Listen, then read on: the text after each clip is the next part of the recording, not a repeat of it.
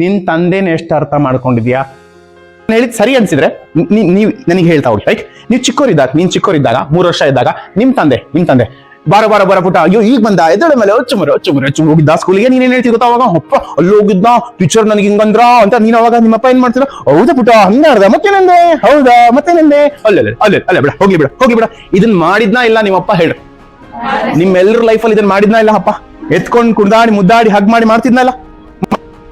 ಮುಂಚೆ ಮುದ್ದಾಡ್ದಂಗೆ ನಿನ್ನ ಎತ್ಕೊಂಡು ಮುದ್ದಾಡಕ್ ಆಗ್ತಿಲ್ಲ, ನೀನ್ ಮುಂಚೆ ನೋಡ್ದಂಗೆ ನೀನ್ ಹಗ್ ಮಾಡಕ್ ಆಗ್ತಿಲ್ಲ, ನಿನ್ನ ಅಪ್ರಿಶಿಯೇಟ್ ಮಾಡಕ್ ಆಗ್ತಿಲ್ಲ. ಅಷ್ಟೇ ಯಾಕಪ್ಪಿ ನಿನಗೆ ಟೈಮ್ ಕೊಡಕ್ಕೂ ಆಗ್ತಿಲ್ಲ. ವೈ? ಯಾವಾಗ ಇದು ಬೆಳೀತಾ ಬಂದು ಅಪ್ಪ, ಯಾಕೆ ನಾನು ಒಬ್ಬ ಅಪ್ಪ, ಸರ್ ಒಬ್ಬ ಅಪ್ಪ, ಸರ್ ಒಬ್ಬ ಅಪ್ಪ, ರೈಟ್. ನಮ್ಗೆ ಅಪ್ಪ ಅಂದ್ರೆ ಏನಾಗ್ಬಿಡ್ತು ಗೊತ್ತಪ್ಪಿ? ಯಾವಾಗ ನಮ್ಮ ಮಕ್ಳು ಬೆಳೀತಾ, ಅದ್ರಲ್ಲಿ ಹುಡುಗಿರು ಬೆಳೀತಾ ಇದ್ರು, ನಮ್ಗೆ ಏನಾಗ್ಬಿಡ್ತು ಗೊತ್ತಾ? ಖರ್ಚು ಜಾಸ್ತಿ ಆದಾಗ ಇನ್ನೊಂದು ಪ್ರಾಜೆಕ್ಟಿಗೆ ಕೈ ಹಾಕೋದು, ಇನ್ನೊಂದು ಕೆಲ್ಸಕ್ಕೆ ಕೈ ಹಾಕೊಂಡು ಯಾವಾಗ ಕೆಲಸ ಜಾಸ್ತಿ ಆಯ್ತು, ಟೆನ್ಷನ್ ಜಾಸ್ತಿ ಆಯ್ತು, ಸ್ಟ್ರೆಸ್ ಜಾಸ್ತಿ ಆಯ್ತು, ಒತ್ತಡ ಜಾಸ್ತಿ ಆಯ್ತು, ಮನೆಗೆ ಬರೋದು ಲೇಟ್ ಆಯ್ತು, ನೀನ್ ಮಕ್ಕೊಂಡಾಗ ಬರ್ತೀವಿ, ನೀನ್ ಮಕ್ಕೊಂಡಾಗ ಹೋಗಿ.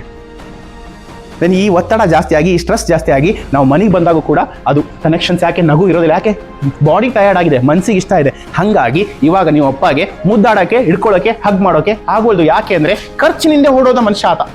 ಕೈಯೆಲ್ಲ ರಫ್ ಇರುತ್ತೆ, ಭಾರಿ ಹಾರ್ಡ್ ಇರುತ್ತೆ, ಮುಖ ಎಲ್ಲ ಸುಟ್ಟು ಬ್ಲಾಕ್ ಇರ್ತಾರೆ. ಅಷ್ಟೇ ಯಾಕಪ್ಪಿ ಮುಂದೆ ಹೋಗಿ ನೋಡಿದ್ರೆ ನೀವು ಅಪ್ಪ ಯಾರ ಹತ್ರ ಸಾಲ ಇಸ್ಕೊಂಡಿರ್ತಾರಲ್ಲ, ಇಲ್ಲಿ ಯಾರ ಹತ್ರ ಸಾಲ ಇಸ್ಕೊಂಡ ಅವನ ಹತ್ರ ಹೆಂಗ್ ನಿಂತಿರ್ತಾರೆ ಗೊತ್ತಪ್ಪಿ ಅಪ್ಪ? ಇನ್ನೊಂದು ಸರಿ ಸರ್ ಪ್ಲೀಸ್ ಸರ್, ಆಯ್ತು ಸರ್ ಕೊಡ್ತೀನಿ ಸರ್. ಅವ್ನು ಜೋರು ಮಾಡ್ತಾನೆ. ಎಷ್ಟು ಸರಿ ಹೇಳ್ತೀನಿ, ನಾಚಿಗಳೇನಪ್ಪ ಹಿಂಗೆ ಮಾಡ್ತಿದ್ದೀನಿ ನೀವು ಹಿಂಗೆ ಆಯ್ತು. ಆಯ್ತು ಇನ್ನೊಂದು ಸರಿ ಹುಡುಗಿ ಓದಕತ್ತಾಳ, ಹುಡುಗಿ ಓದೋದು ಮುಗಿದಾದ್ಮೇಲೆ ನಾನು ಏನಾರ ಹೆಲ್ಪ್ ಮಾಡ್ತೀನಿ ಸರ್. ಒಂಚೂರು ಅವಳು ಓದ್ತಾಳೆ ಸರ್, PUC ಚೆನ್ನಾಗಿ ಓದ್ತಾಳ ನೋಡಿ, ಹಿಂಗೆ ನಿಂತ್ಕೊಂಡ.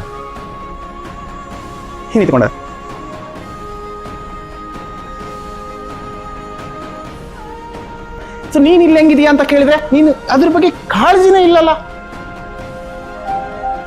ಕೇರೇ ಇಲ್ಲಲ್ಲ, ಇದ್ರ ಬಗ್ಗೆ ಯಾರಿಗೂ ಅರ್ಥನೇ ಆಗ್ತಾ ಇಲ್ಲ. ನಿನ್ ತಂದೆನ ಎಷ್ಟು ಅರ್ಥ ಮಾಡ್ಕೊಂಡಿದ್ಯಾ?